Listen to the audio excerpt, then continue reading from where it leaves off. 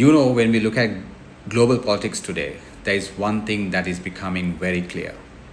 The world is slowly dividing into different power blocks.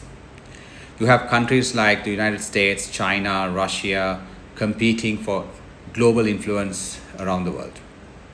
And when these giants compete, the biggest question for smaller nations becomes, which side do we choose?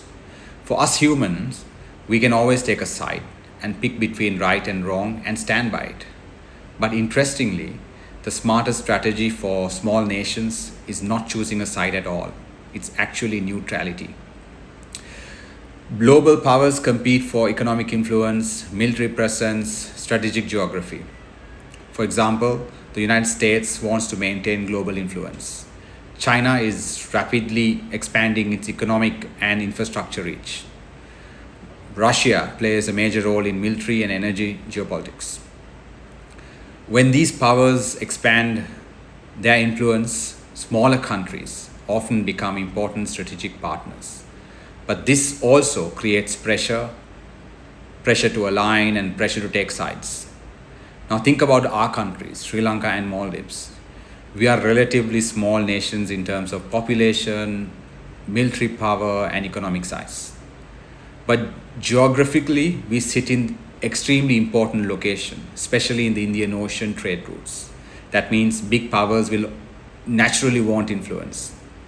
But if a small nation chooses one side too strongly, it risks creating tension with the others. And in today's interconnected world, that can affect trade, tourism, investments, domestic relationships, which is why neutrality often becomes the most practical and strategic option. We may think neutrality means weakness, but actually neutrality can be very smart and a strategic position. Neutral countries can trade with everyone, maintain diplomatic relationship with all sides, avoid getting pulled into conflicts between larger powers. Some of the most successful small countries in the world have practiced forms of strategic neutrality. It allows them to focus on economic growth instead of geopolitical confrontations. There is actually a very interesting leadership lesson here. In both geopolitics and business, you don't have to always take sides. Sometimes the smartest strategy is to balance, understanding your position, understanding the environment around you, and making decisions that protect your long-term stability. For small nations, survival is not about power, it's about strategy. When giants compete, smaller nations must think carefully about their role in the world.